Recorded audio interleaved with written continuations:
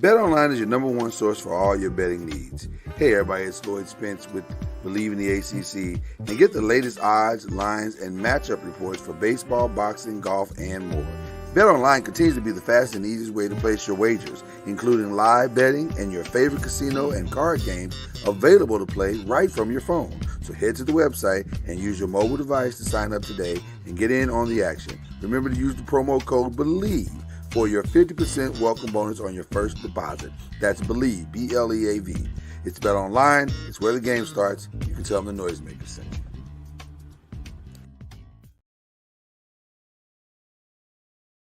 Popcorn World.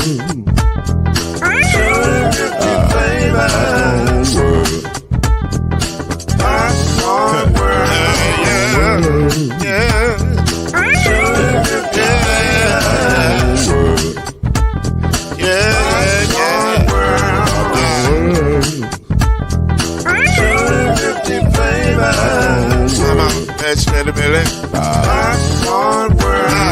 Can I make you groove now? Yes, I can. So you can get this groove in a bag of a can. But to make it rhyme and groove and the holes in your hand. Popcorn World. 250 flavors gonna make you smile. 250 flavors gonna make you smile. 250 flavors gonna make you smile. I said popcorn make you smile. Ah. Popcorn World. Popcorn World. Popcorn World. It's a popcorn world.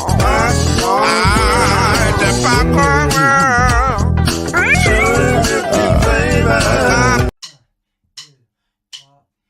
You're now listening to BLEAV in the ACC with Heisman Trophy winner and Florida State legend, Mr. Charlie Ward, Wave 3 TV, and Burn Big Hall of Famer Kendrick Haskins, and Mr. Talking Noise himself, and of course Mama Noise's name, Lloyd Spence. And now it's time for BLEAV in the ACC.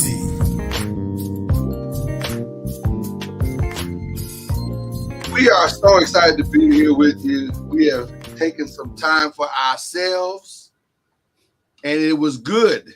The time was good, but we are back now, ready to give you what you need, your ACC news. And man, we could not have picked a more appropriate time to return, in that this show's name may be changing because it's supposed to.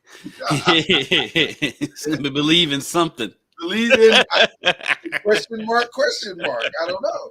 But that's Kendrick Haskins over there. I'm Lloyd Spence. No Charlie Ward this morning. He's out doing the Lord's work. Shout out to this great state of Vermont.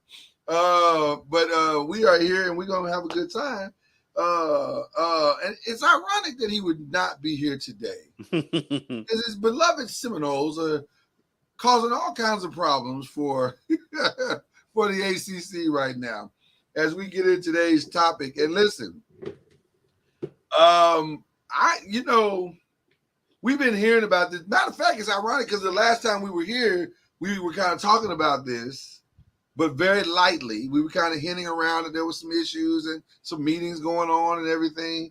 Well, yesterday, there was a full-on assault, if you will, from Florida State saying, hey, man, somebody needs to do something because this conference that we're currently in is drowning, and we are open for business. If our conference can't figure it out, we are willing to talk to whoever can.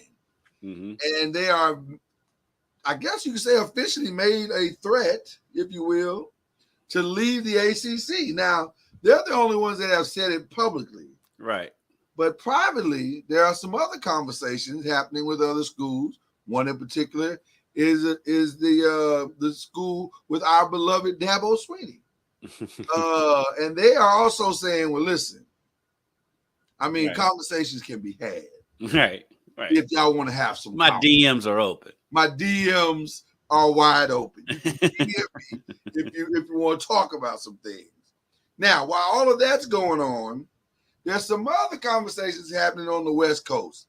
Some very strong conversations because there's been some defections there as well in the Pac-12, which we can no longer actually call it that because 3 of the Pac-12 teams are now leaving. So it's more like a Pac-9. Pac-9, probably be Pac-7 by the end of the show. Could be a Pac-7 by the end of the show.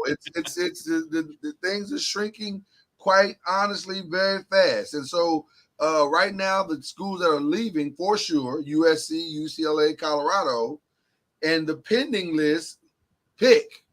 Could be Utah, could be Arizona, could be Oregon, could be Cal, could be Stanford. And Washington. But make no mistake about it, what we know as the Pac-12 may be going away very quickly.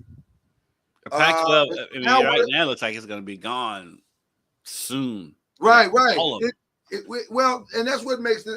That's where we are in this conversation because now, for me, I just wanted to understand why. So I really finally did a deep dive on some of this, and I said, okay, let's talk. Let's just break all of this down. What's happening? How is this all unfolding? Why is everybody trying to bounce? And just to give everybody a behind the scenes cheat code. Anytime you see activity of this magnitude, just start with the money. As always, the money. Start with the money. So, right now, as it currently stands today, the Big Ten is giving out $58 million to every team that plays in the Big Ten. Mm-hmm. SEC 49, the Big 12 44. The ACC comes in 4th at 39.4, which is about 40 really. And then the Pac-12 last at 37. And just for shits and giggles, I looked up Notre Dame. Notre Dame is ending their current deal at 26, and they're going to re-up. If they don't land anywhere else, they're going to re-up at 60, which, by the way, they probably won't land anywhere else because they're going to get $60 million all to themselves. So I don't understand the Notre Dame. Why do they get $60 million? Why? It's not like not like they're this big juggernaut ratings wise either. I mean, they do good, but I mean they're not like stirring the pot that much. I would love to see what the actual ratings of Notre Dame games are comparatively to everyone else, right? And it $60 million. That's unbelievable. So you think they got Chelsea Clinton? Who do you know that team? So we're gonna try to break this down and make it make sense for all of you. That's our goal here today. So we started with the money. That's the deals that are currently in place now. The challenge of that is that that's the deals that are in place today. But most of these deals are coming to an end. And in 2024, numbers are going to dramatically change. For example, the Big Ten is set to sign their deal, 7 years, $7 billion.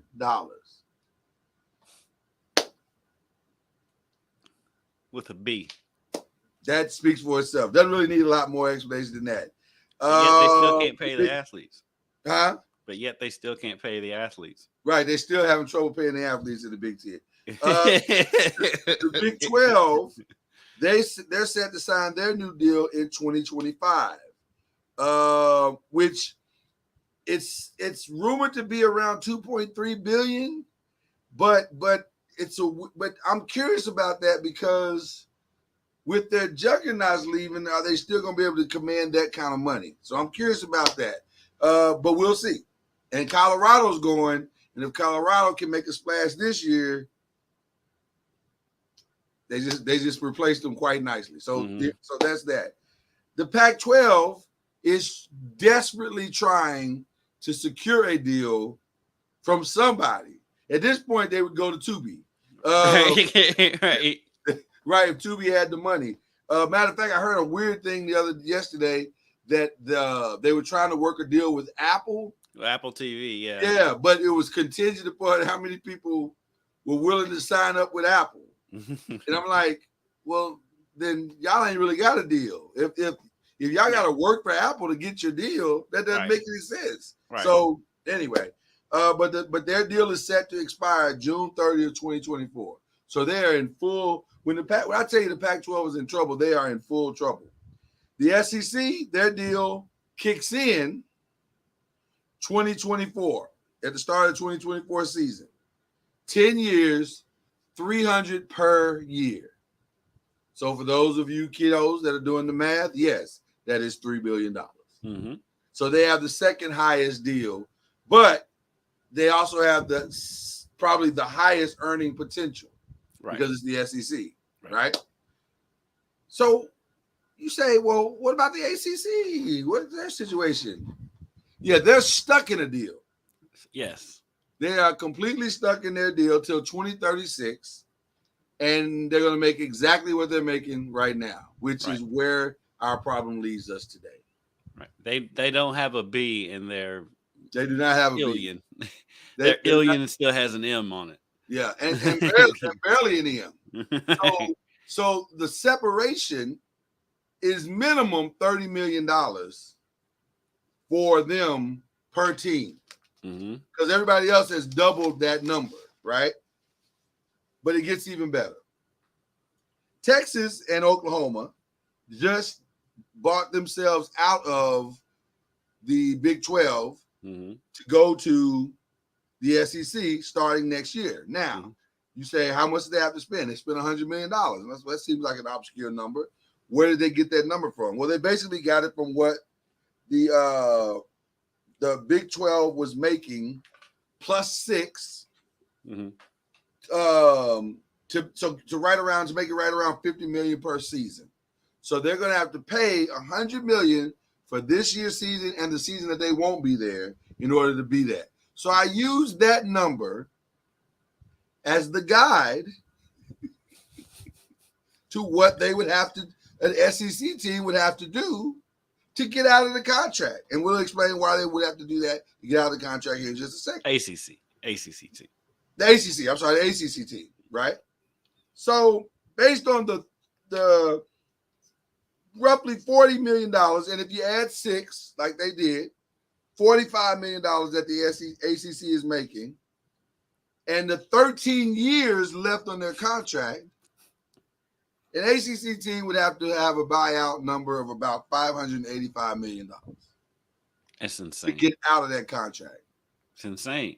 Now you understand why Florida State. That's why they can. Yeah, that's why all of them need to be making. They are highly right. So that's what the frustration is, because the ACC as a conference is saying, and rightfully so, because the commissioner said, "Hey, we're in a good place," because he knows can't go nowhere. Buy out of this conference.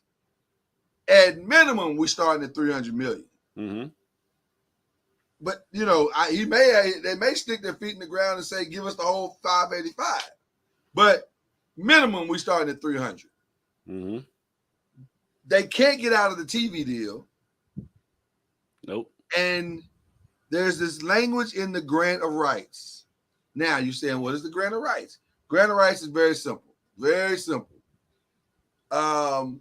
Whoever the deal goes to, they own the rights to that school's games. Yes. Now that's the part that's the right. sticker more than the money, to be honest with you. More than the money. That is the sticker. Now, they can't buy out of the grant of rights. That's number one. Mm-hmm. Number two, they could theoretically say we're going to challenge it in court, but there's a lot of sticky things that go with that, like for number one, jurisdiction. Number two, the language is very obscure in some places and ambiguous in some places. So it doesn't give them any real wiggle room to get out of the deal. Mm-hmm. So there's really only two options for teams in the ACC to get out of this contract. Number one, buy yourself out. Go have a bake sale and raise $585 and you can get out. Yeah, GoFundMe. Right. GoFundMe. A lot of lemonade stands on the corner. Right. Fish fries, whatever. The second way, and this is going to explain why you have all the noise, is that if you can get a more than 50% frustration of the teams in the ACC to dissolve the ACC, mm-hmm. the deal goes away. I think they can do it. I do think they can get the 50% because so many of the members aren't like the Dukes and Carolinas and the NCs, the Carolina belt. Those would be hard to get on board. Even though I've heard some rumblings about North Carolina, but what allegiance does like Florida State or U of L or Miami? Big 12, by the way. Big 12, by the way. Yeah. Miami, those are teams like Syracuse and all the Big East teams that came over. Right. Virginia Tech.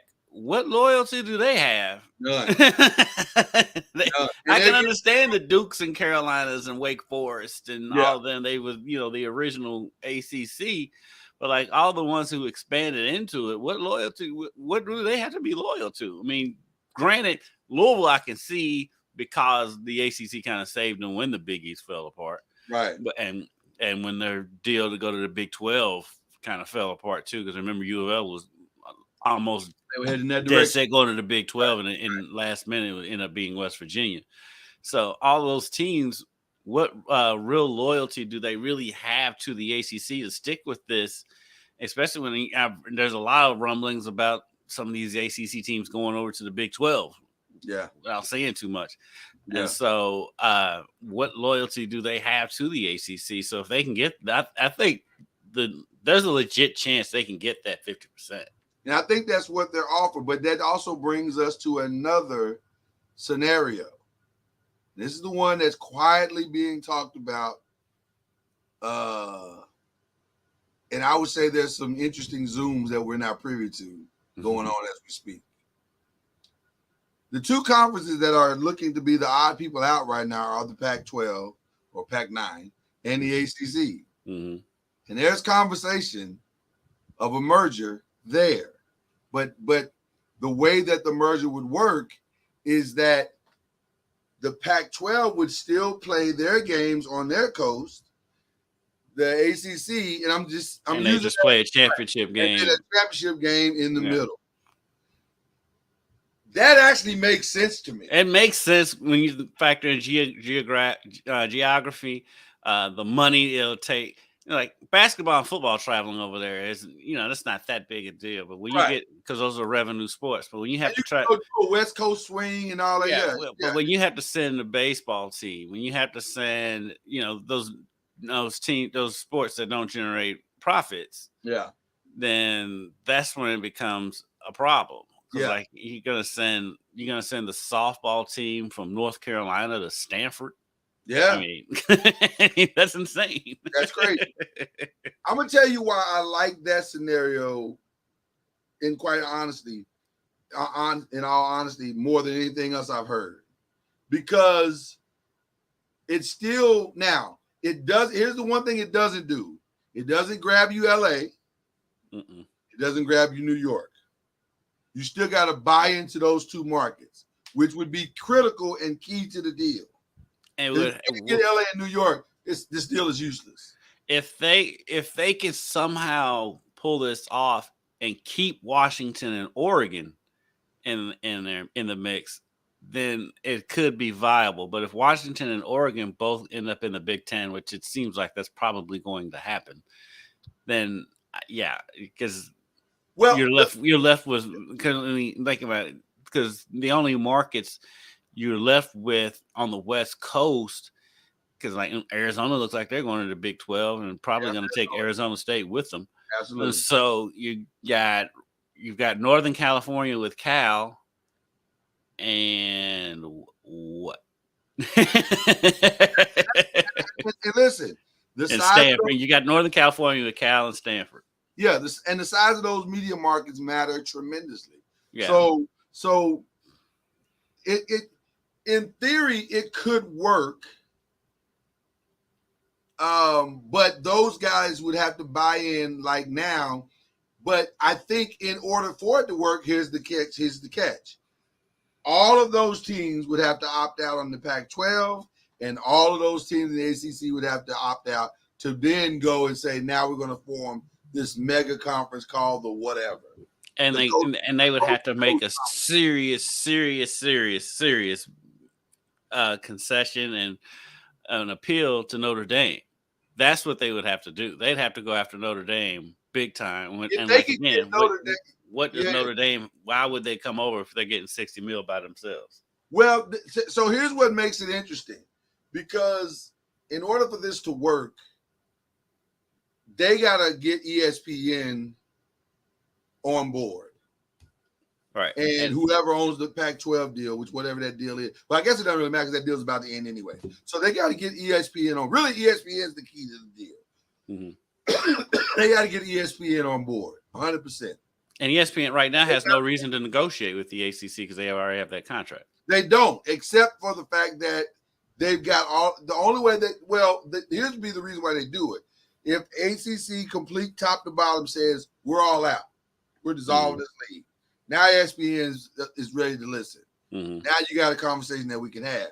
But if they can set it up to where the Pac-12 is saying, hey, if y'all can get ESPN back to the table and give us a deal that's at minimum what the SEC is making, now we got something to work with. But none of this 20-year BS that we got caught in before. We need something that makes sense. Mm-hmm. So if they can fall somewhere between the SEC and the Big 10, so maybe about $5 billion. Well, it would have you know what? It'd have to be more than everybody because you got more teams. Yep. Well, that's the other thing is you got more teams, so that's more money being split, and so it has to be somewhere. But at the same time, if it's more than what they're getting, it doesn't have to be more, but it has to be somewhat comparable. You can't be at the bottom, right? Right, and you can't be 30 million less than what everybody else is making. Right. So this is a fascinating situation, and by the way, it's happening in real time. Like over the next couple of weeks, this is all that's going to happen. And again, they can't pay the players. And well, I'm always going to come back to that. All this money we're talking about, and they basically. Yeah, NIL's great, and it's great for the players, but it's essentially NIL's nothing but GoFundMe for these schools to pay the players, and so we're talking about schools getting $30 million a year now, right? Now, and the players don't get any of that, and people think that's right. Okay. Somebody just asked me. There it is right there. He said, "Wait a minute, didn't the ACC just get a new deal?" No.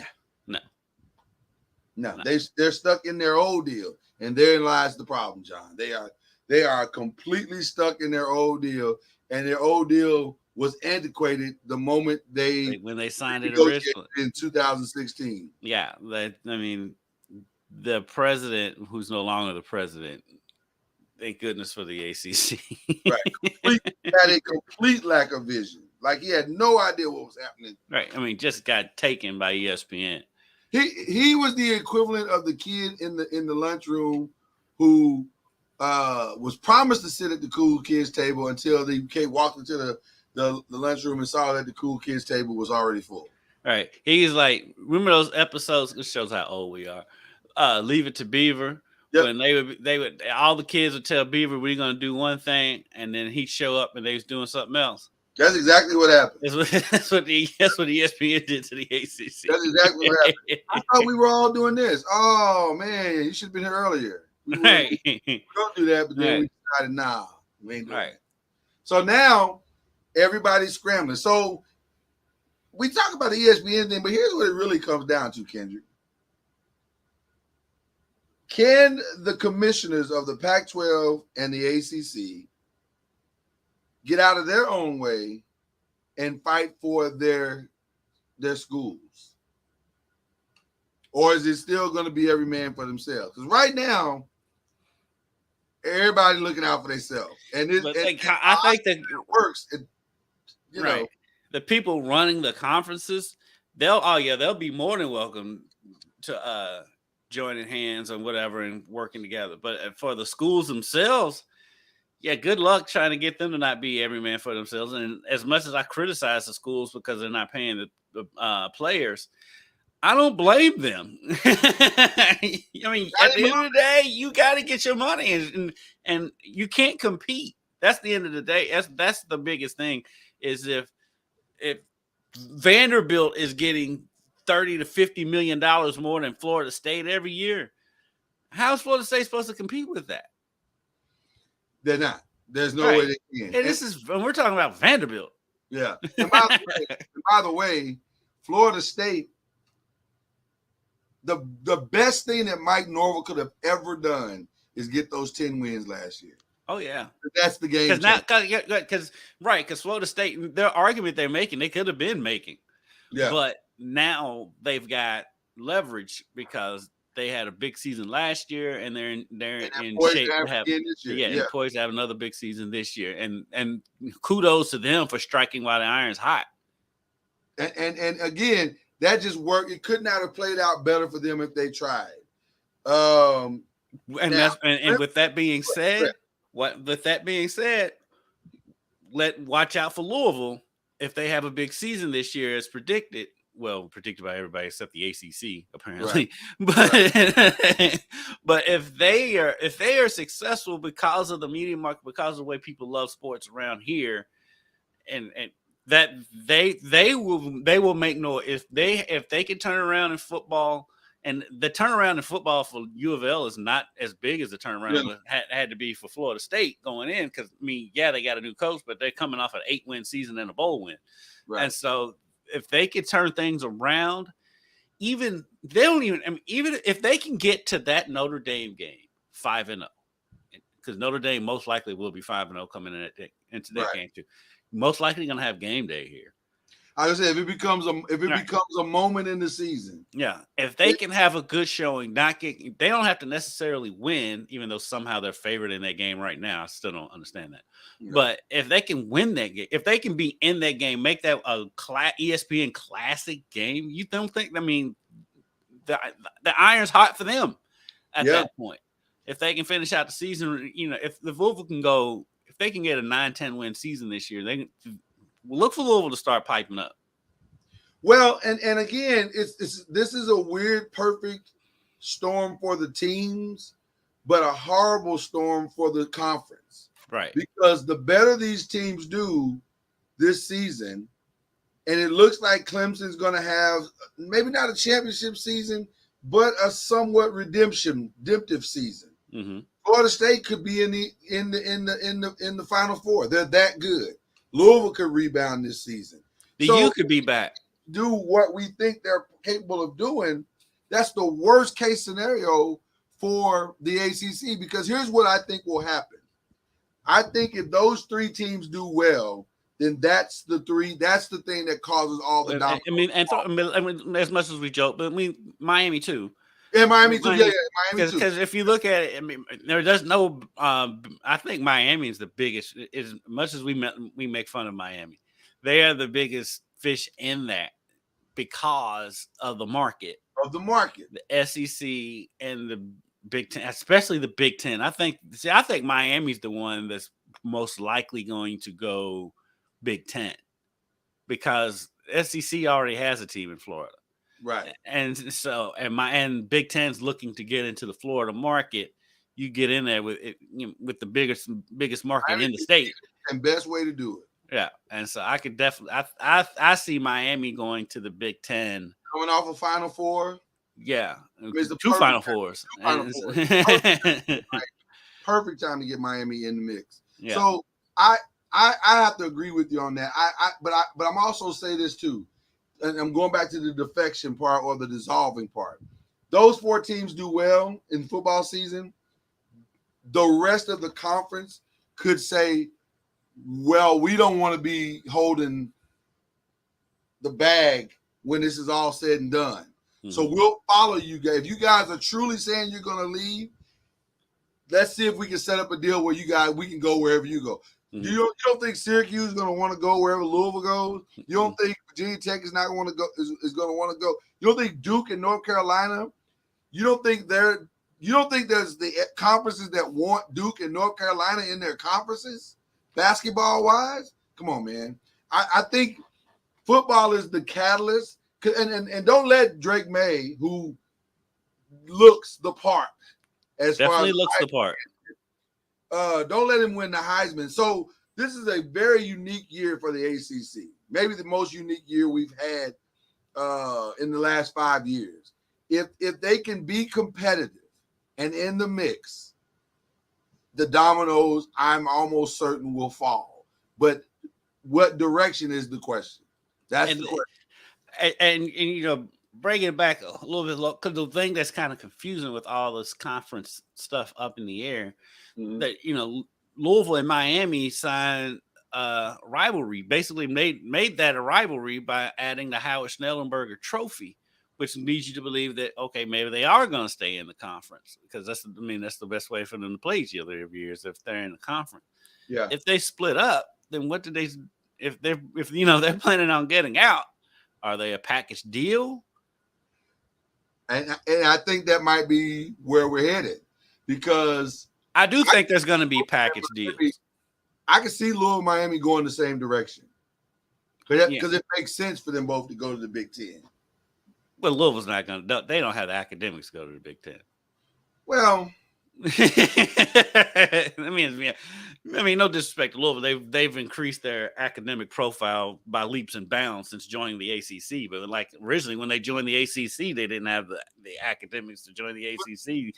Duke got Mike Krzyzewski and Florida State helped U of L get in there. But do you think the Big Ten was pleased to lose such a astute coach? You talking about Pat Fitzgerald? Nah. Talking about Pat Fitzgerald? No. I'm talking about Louisville's current head coach. Oh, they don't care about Purdue. They don't care about Purdue. But what I'm saying, anybody that wins is good for the conference. It doesn't matter what Purdue ain't the ideal team to win, but if they win, then great. Well, it depends on how much, really and truly, it depends on how much the Big Ten and all these conferences value the market of Louisville. Because, like, really and truly, the teams, as crazy as it sounds, the performance of these teams doesn't matter, right? Because, like I said, Clemson's is more viable than Carolina and Duke right now. Yeah, from a football perspective, because of the football. But the market itself lends to the North Carolina area being more viable than Clemson, because Clemson's such a small market. And so technically, Louisville might be more viable because it's a larger market. Louisville's one of the larger markets in the ACC, as strange as it sounds. Right. So Georgia Tech could be a very much an option for the Big Ten, because they do fit the academic profile, and they're in Atlanta in a big market. And I hear what you're saying, John. Yeah, A.D. Cunningham from UNC said, "Oh, we're definitely not leaving the ACC." That sounds good. That sounds good in theory. Don't listen to nothing anybody's saying publicly. Right. But listen, if the ship is going down, nobody's gonna say their true feelings publicly right now. Everybody's negotiating behind the scenes. Yeah. I don't care who it is, because you have to to sustain. You have to. It's not even. I don't even like think it's shady. You have to do it. That's just the world we're living in right now. Listen, here's what's happening. We're headed toward, I think, a divisional split all the way across college football.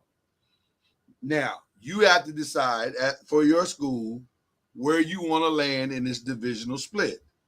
Because I believe there's going to be a Division 1, and then the Division 1A is going to shift to this whoever don't get in Division 1, they're going to end up in Division 1A. Because we're not going to have 5 power conferences anymore. That dream is over. It's going to be maybe 3. It's like spades, 2 and a possible. 2 and a possible, yeah. Because you're going to have the Big Ten and the SEC, and it looks like the Big 12 is the one that's is making the power moves to sustain. And so the ones who just like schools look, Miami's going to be fine. They'll land somewhere. Florida State's going to be fine. The schools that, I mean, Louisville most likely will be fine. The 4 teams that are going to be have no issue whatsoever: Louisville, Florida State, Miami, and you said it just a minute ago. You just said Florida State, Miami, Duke or Carolina, Clemson. Yeah, Clemson. Those 4 they're going to be fine. And even with Clemson, like I said, Clemson's kind of one of those you kind of got to work. Yeah, they're good in football. Yeah, they bring that. But now it's about markets, where you're at. It's the market size. And that's why I'm saying Louisville's going to be fine. Look, that's why I'm like Louisville and Miami are going to be fine, especially Miami. Miami's in better shape than Louisville is. So, but like the schools that are going to suffer are like Boston College, Kentucky's of the world. No, but Boston College is in Boston. They're going. That's a good market. That's but like, not a good team. Right, but like Syracuse is going to be in some trouble because it's a small market. You know what I'm saying? Just looking around the landscape, but like UT San Antonio's, they'll be okay, but they're going to be at the bottom of the barrel. But like some of these schools that are in these smaller markets, those are the ones that's going to suffer. Oh, tremendously! Like Florida International and Florida Atlantic. Yeah, they're both in Miami, but Miami's there.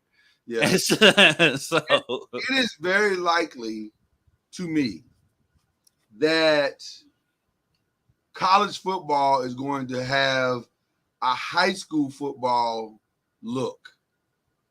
So there's a 6A and a 5A and a 4A and a 3. And so you'll have a chance to win a national championship with your school. It just won't look like that because football is the problem. Right. None of this matters in Division I basketball because you still got the team of 60, round of 68, and you can you can make that work. But it's the only thing that matters in football, right? And the only way to save it to me is that you tier it out. So that's where the San Antonios and all those teams end up landing. Now, here's the question to you: can you create a viewer model for tiered champions in college football? I don't think so. I don't because everybody just wants to see the biggest divisions, and the marquee names is going to be in that highest division. You're going to want to see Ohio State versus Alabama in the national championship. This is how it is. I think the only way you could do it is if the first division is capped. And you still end up with some decent names in the second division. You know what? Do that. I honestly don't know how you do that. I tell you what probably makes sense out of all of this. It probably will never happen because America. But the soccer, the way they do soccer over in Europe, with the relegation and all that stuff. To me, with college football in the direction that it is, that makes the most sense. I mean, relegation, but the ego, because that would work professionally too. But explain that to the people that don't understand what you mean by that. Basically, there's a top tier and this tiers, because when you see all these different soccer leagues over in Europe, it can get confusing. Well, what it is it's tiers of soccer, right? And basically, if you don't perform, you're relegated down, right? And you go down, and whoever's at the top of that next level, they move up, and so that's where relegation comes from. That would not be a bad. That to me, that generates a ton more excitement and a ton more interest in the sports. When look, you gotta go out there and you gotta play and you gotta perform. And so, I think that generates all kinds of attention and all kind of interest into the sport. And with the tier system, hey, if you go, because I think. I don't think one bad year gets you relegated. I think it's got to be a couple seasons that'll get you relegated. Right. You got to keep earning your spot. Yeah. And you got to earn your keep. And if you don't earn your keep, then, if let's say South Carolina, if they fall off, hey, Tulane can move up there. You know what I'm saying? It gives everyone hope that, we can move up into that top tier. So I think that's something that would work, but then you'd have to have a governing body that can operate, that can functional, be functional, and obviously the NCAA is not that. So I don't know how you would make it work logistically, but I do think that would be a great option for college football. Well, whatever is about to happen, it's happening very quickly, quicker than the NCAA and these conferences can adjust to. Mm-hmm. And this is the pivotal year. Because a lot of this kicks in next year, which, oh, by the way, the thing we haven't talked about yet is that the playoffs change. Right. Playoffs go from 4. Goes from 4 to 6. It's 6 now. Yeah, because there's going to be a bye for 2 teams. Right. So that's significant because if we have 2 byes and we only have, we got 2 power conferences. The Big Ten is still power, and the SEC. Mm-hmm. Basically, what it appears that's about to happen as of today, if the 6 was starting today, is that the only 2 teams that could get in would be the Big Ten, a Big Ten team, and an SEC team. An ACC team, a Pac-12 team has no shot to get in. No shot. So they're out automatically. An ACC team would have to run the table, and the competition of that ACC team would have to tier into the top 10 consistently 1 through 4 or 1 through 5 or whatever to have any shot. So that the top team would have to go undefeated, and the other teams couldn't have more than 1 to 2 losses. Right. Everybody else, they're fine. Yeah. So this is that's why you see again. And all of this affects revenue. All this affects whatever. John said, so do you make Notre Dame join the conference? Well, first of all, you can't make Notre Dame do anything. Can't make them do anything. Notre Dame's got to decide what they want to do for themselves. And by the way, John, you may have missed it. I said earlier, Notre Dame is about to sign a contract with NBC that's going to give them $60 million per season. So I don't know how you solve the Notre Dame problem other than Notre Dame could join if the only way you could bring Notre Dame into your conference is if Notre Dame could bring their contract with them. That's the only way you're gonna be able to do it. And why would other teams agree to that? That Notre Dame getting more money than them I mean, but you know what? They might, because it will keep their conference alive. That's why I said with this new if this ACC Pac-12 merger happens, they getting Notre Dame would be the thing that would get them the most attention. I mean, help them be more sustainable and you just have to make concessions. I mean, the ACC's been making concessions to Notre Dame this whole time. That's nothing new for them. They've been doing it all along. So now let me ask you this question, because this is where all of this has been leading for me. To you, Kendrick, what's the smartest play that the ACC can make, or is there a play that they can make, or should the teams just say, "Listen, this is Hunger Games. We got to survive." For the teams themselves, they need to link up and try to dissolve the conference. Team school wise, I think so too. ACC, I mean, basically they're handcuffed. Their hands are tied because of this money deal with ESPN, this TV deal with ESPN. Yeah. I mean, they're strapped. There's really nothing they can do but try to hold everybody to the contract and just hope that they can't get that 50% to dissolve the conference. That's all they really can do.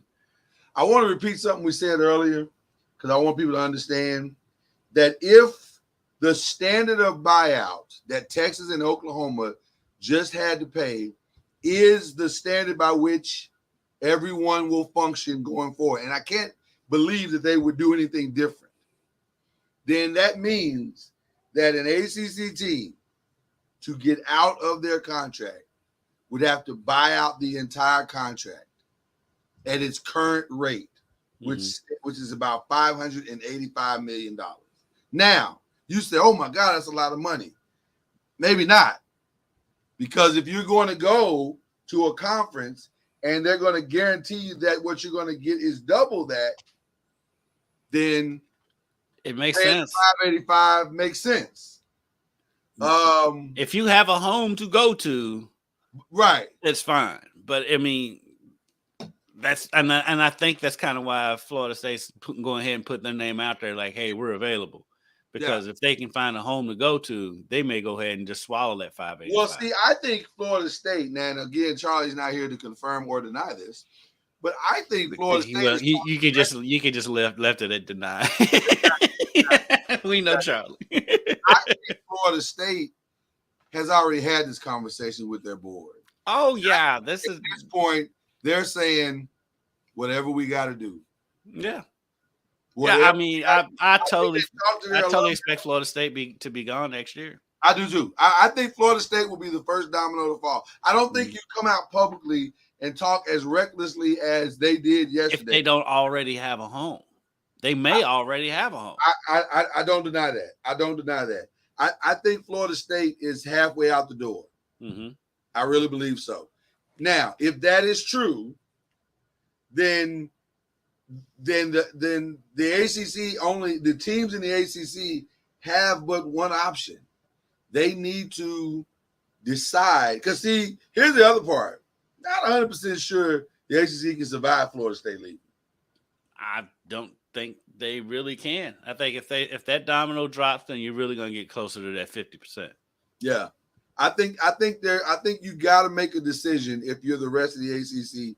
And these teams, and I don't be surprised if in the coming weeks before the season starts, you hear a lot of people saying, well, they're saying it's $300 million. That might be, I've heard that rumor too, John. I don't know how true that is.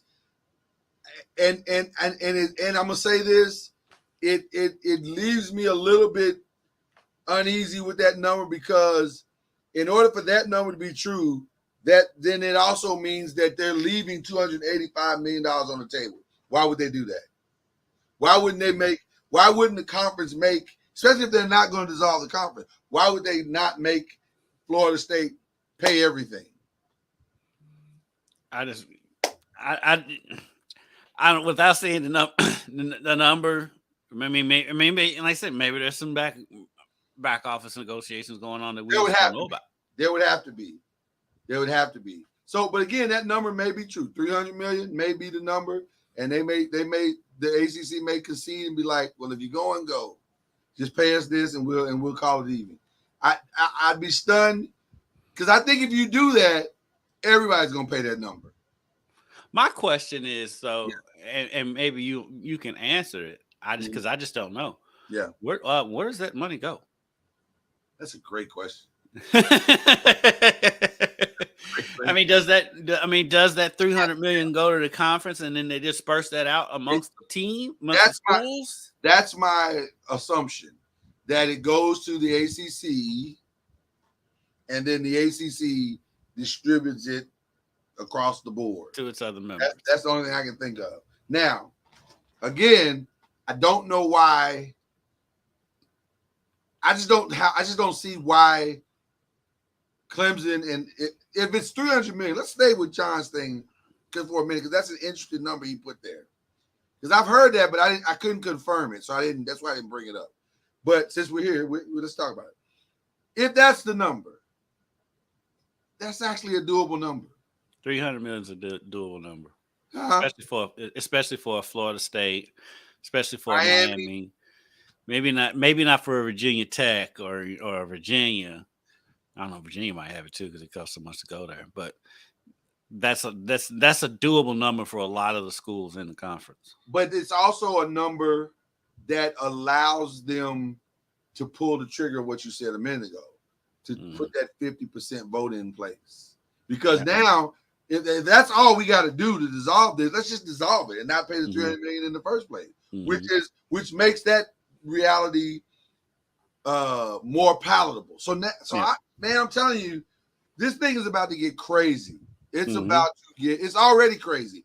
What's going to be interesting to see what flower blooms out of this, right? Because it feels like, to me, the Pac-12 and the ACC are days away from calling it quits. Mm-hmm. Like, I don't know what other options. Or having to merge. I think they're going to have to merge. I think that's going to be what happens. Is there'll be Power Four. There'll be ACC, Pac-12 coalition, the Big 12, the Big 10, and the SEC. I think at the end of the day, that's what you're going to end up having. Which will be strange to see ACC teams and the Pac-12 teams in the same conference, but it could make for a fun conference championship game. Oh, listen, let's do the merger and then meet up in Jerry's World or in Chicago somewhere or Detroit and have a championship game every year and see how that works out. That could be fun. Yeah, Levi Stadium, what it's called. Levi Stadium 1 year. Come out to come back on the East Coast over at Atlanta and play in the Mercedes Dome. Yeah, I mean, there's lots of options here. So this is going to happen faster than we're all prepared for. So college football, as you knew it as a child, is over. That is a wrap. This is about to become a whole different thing. John sees the Oregon pick. Okay. What other team has really gave Oregon competition other than USC, UCLA? Oregon basically went out. Well,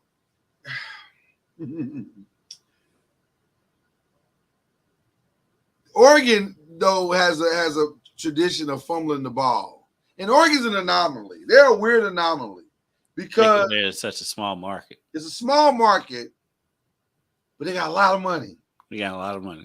That Nike money makes the difference, and that's the reason why Oregon is attractive. It's more about that's why the Big Ten is considered Oregon. Yeah, it's more about what they're affiliated with that has made all the difference.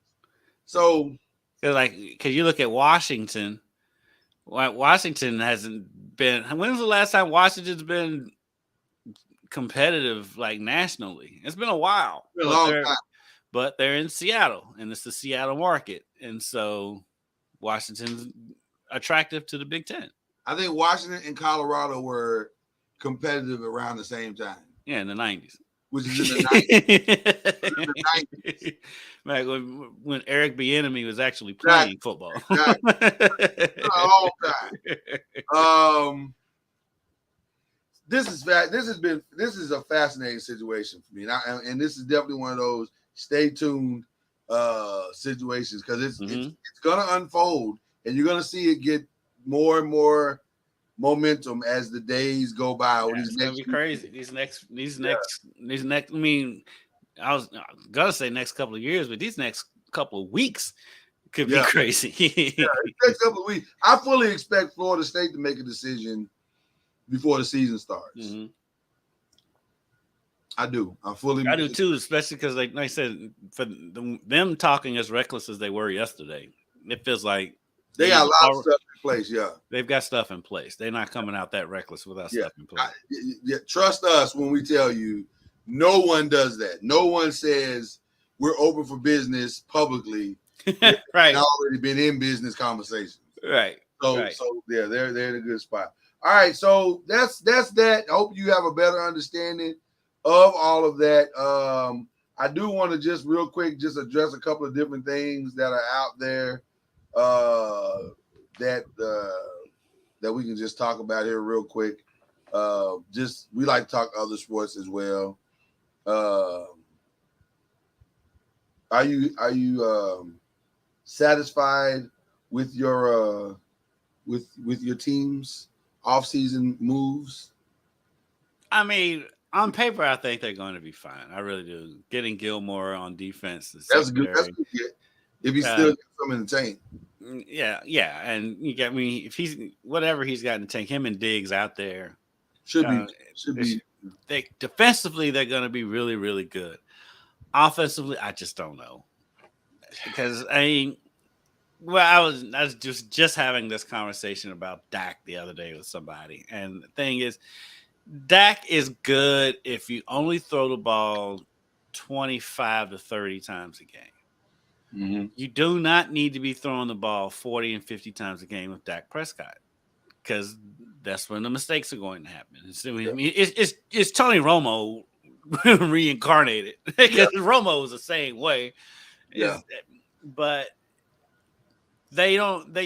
McCarthy's out here talking about they want to run the ball more, but they don't have that every down back, because I mean Pollard's not an every down back. Pollard's, he's the quick hitter. He's the, and then they got Deuce Vaughn, and I love Deuce because I know his parents. That's not every down. But I think that's quick. They've got a lot of guys who can be quick hitters, but not the grinded out guy. No, they do not have a grinded out guy anymore. That's why I'm interested to see what this Dalvin Cook situation ends up being, because I know that they've said there's interest. I do think he's going to end up in Miami more either Miami or with the Jets, but I think he would be a perfect fit for Dallas's offense if they can get him. He's what they need.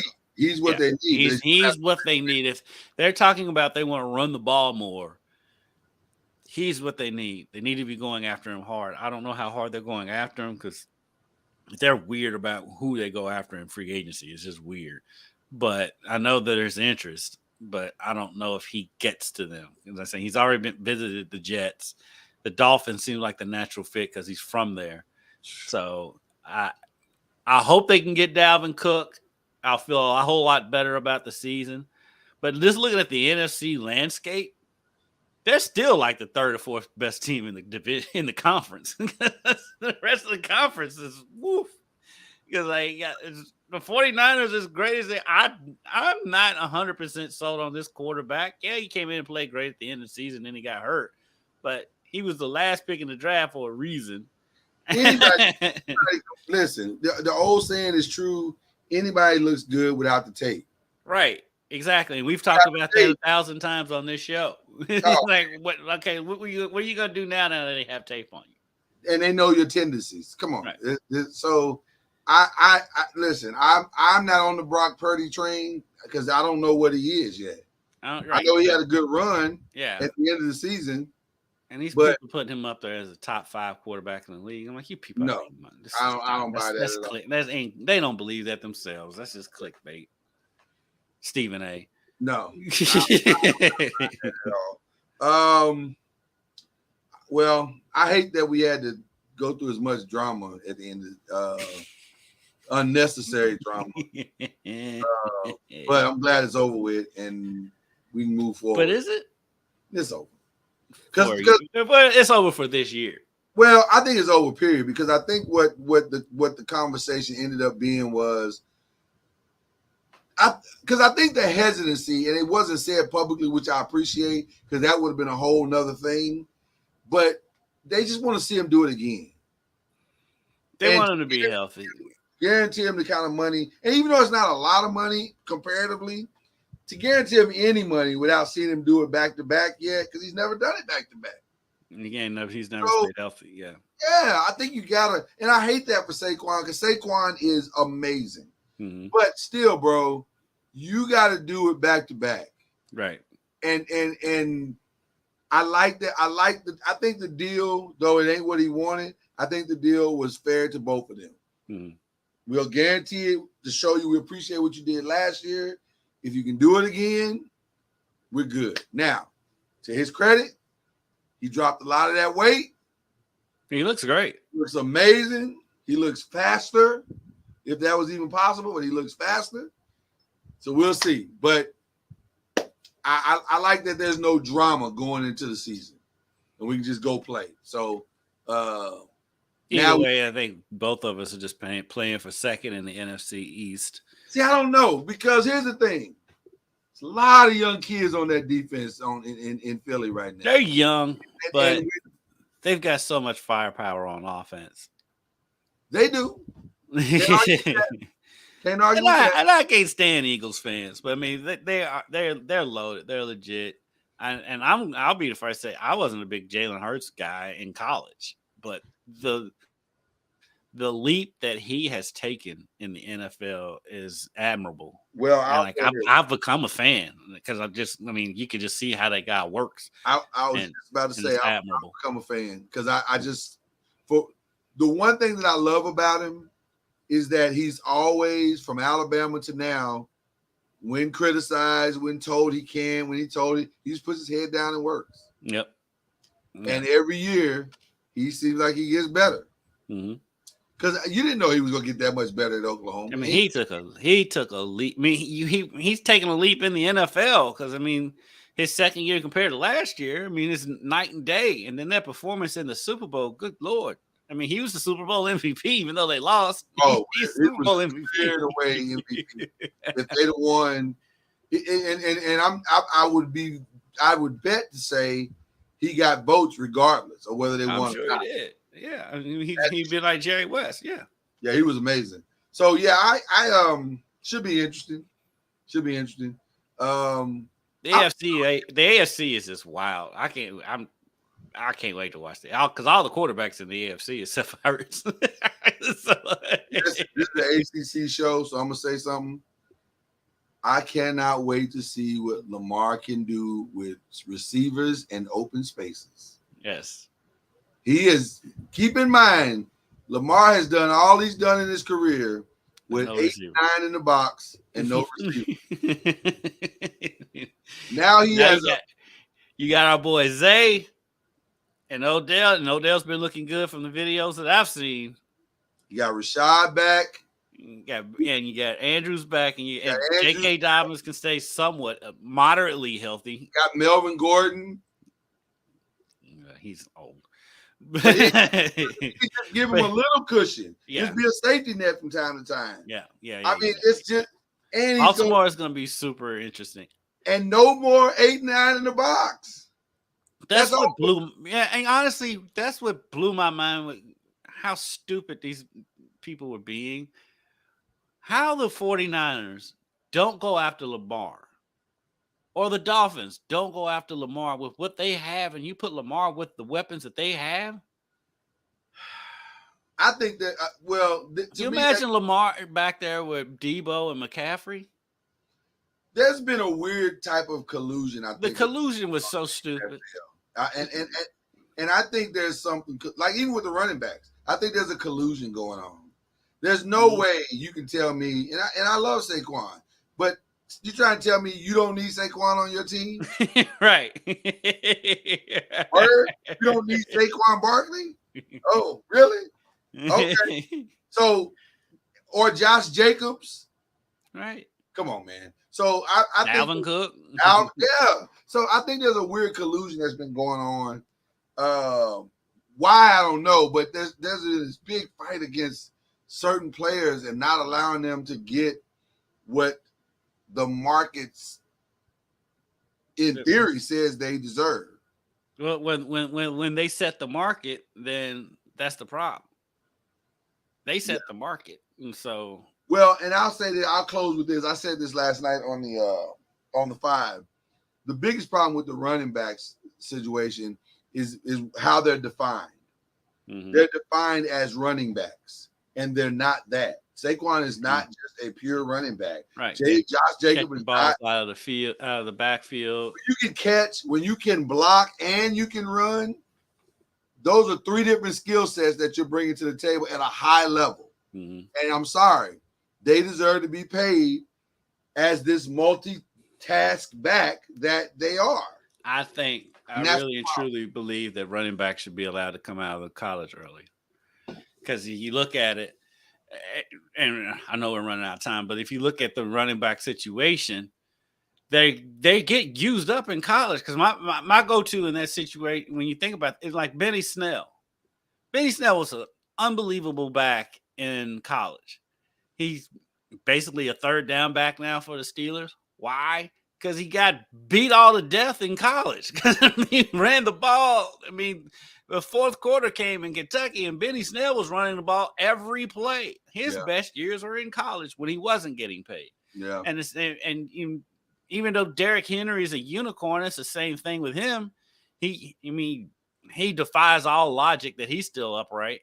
But most of these running backs, their best years are in college because they get so many carries in college that by the time they get in the league, they already got wear and tear on them. So I say they need to be able to come out earlier. They need to make some kind of exception for running backs to be able to come out of college earlier than 3 years because they get used up in college. I agree. And then I want to answer John's question, then we'll close out.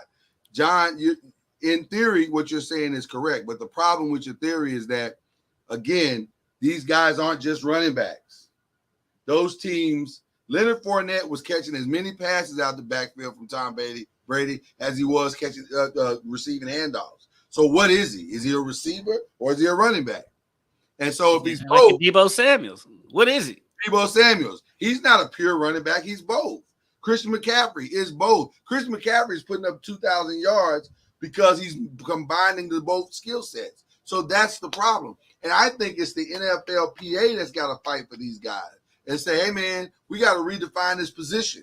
Because if a guy is a pure runner and that's all he does, and he doesn't hit a certain number in his tier in catching passes, then so be it. You could call him a running back. But if a guy's hitting 500 yards in receivers, that's not a running back.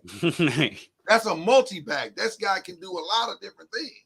Mm-hmm. So you got to pay him accordingly. So, but that's a fight for another day, and we'll get into that, another day. So you got any shout out? Well, I was gonna say, do you have any shout outs? But you do have shout outs. You out here in these streets, bro. Doing your thing. Look at you with your besties and your new friends. And God bless you, man. I'm just so proud of you. And that was a humble flex. I knew that was coming, but it's what it is. I missed you and I love you. That's why I don't believe that for a second after your last actions. But I love you, Kendrick. But no, it was a great weekend. It was Saturday was the annual Jack Harlow and the homies kickball tournament, celebrity charity kickball tournament. I've had the honor of being umpire for it 2 years in a row. Shout out to the UK men's basketball team, who shockingly had almost the whole team out there playing kickball, and they won the thing. And so, they won it, coached by Tyler Eulis. And so, is it UK versus U of L? They do play that in the first game. In the first game, okay. Well, the first game was Jack Harlow and his boys against Joey Chestnut, the hot dog eating king. Okay. Him and his team of. A lot of those were internet celebrities that I don't know who they were. Right. But Taylor Rooks, she hosted, and she's the MC for the thing. So it's great seeing her for a second year in a row, and she actually remembered me, which was shocking. But a memorable face, sir. well, that and because she remembers me here. If I was to run into her somewhere else, she ain't gonna know who I am. But So it was Jack and his team. Jack and them, they won the first game, and the UK U of L guys. So the U of L team was Jeff Brom played. Okay. Jordan Wara was in town, and he played. Nice. Flowers, the Trenton Flowers, the freshman. Pierce Clarkson, the freshman quarterback, was out there. There's a lot of them, and so they lost. They lost to the Kentucky guys in the first game. And Jeff Brom, I'm me, I'm out there just talking trash to everybody. And so I looked at Jeff at one point. I was like, do they not have recess in elementary schools anymore? Because these kids didn't know how to play kickball. And I'm like, I can see at our age, because we're so far removed from recess, that we kind of forgot kickball rules. These kids are 18, 19 years old. They was just having recess not that long ago. They had no idea how to play kickball. Really? Yeah. And then then they started bending the rules. They was not bending, but Jack took a walk. 4 balls and a walk. And he came. I was like, really? And he started laughing. And then now everybody started trying to draw walks. I said, see what you caused? Now this thing is going to go. Because remember, on Saturday, we was on the face of the sun. It was so hot out there. And we're on field turf because we're on U of L's baseball stadium, so it's field turf. But the UK guys. Roller strike. Yeah, right. Yeah. And then they busted a couple of the balls, kicking the ball. But it's like some of the kids, they were trying to bunt. And I'm like, y'all got size 18 feet. And out here bunting the kickball, they kick the damn ball. I'm yelling this you ask anybody, I was yelling that from the field. But no, all in all, it was a great time. The UK guys were great. The U of L guys are great. Jack's always great to me. So, yeah, it was a fun time.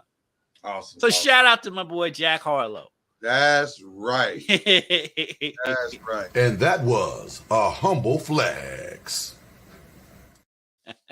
Hey, shout out to the Louisville TBT team. They came up short. They lost on Saturday in heartbreaking fashion. But shout out to them. It was great to see those guys in uniform again and playing in Freedom Hall. You know what was interesting about the TBT game? And I'll just leave it at this. Some things never change. Oh, Russ. And I'll leave it at that for now. I want to give a shout out to somebody who's going to be back tonight, and I'm so excited to see him hit the field again, even if he's only playing a couple of series. The great Mekhi Becton is going to be on the field tonight. They've already announced, the Jets have already announced that he's going to see some reps tonight. If you know what's been happening with him with the New York Jets, he hadn't played. I think the number I heard was 652 games. 52 days. Just from injuries. He's just been very, very injured. He's been injured the whole time he's been there. Yeah, but they say he's lost all his weight. He's in the best shape of his life. They say he looks good. I'm praying that he can get started with the season and just get out there and do his thing. And then I guess after this game next week, we'll have Hard Knocks, which I'm very curious to see the Jets behind the scene. This should be interesting. But shout out to Mekhi Becton. I'm really excited to see that brother get back out there and do his thing. Yeah, it's fun. When he was at Louisville, I did a story because Bobby thought it was funny. One rare times that Petrino showed a sense of humor. They had me do a story on the biggest player and the smallest player on the team. So it was Mekhi Becton and Tutu Atwell. Oh, my goodness. So basically, Mekhi looked like he was probably Tutu's daddy. So it's so funny to see the two of them together. But both of them were great. Mekhi's a little shy. Tutu was a little shy at the time. He's come out of his shell since then. He was just a freshman at the time. But we had Tutu on the show. Yeah. But it's good to see Mekhi back out there. Hopefully he can stay healthy. Yeah. If he can stay healthy, Aaron Rodgers is going to have a lot of time to throw the ball. I agree. So hopefully Mekhi can stay healthy. 100%. But just to see him back out there is just really, really exciting. And shout out to Sam Howell, the starter quarterback for the Washington Generals, Commanders, whatever they are now.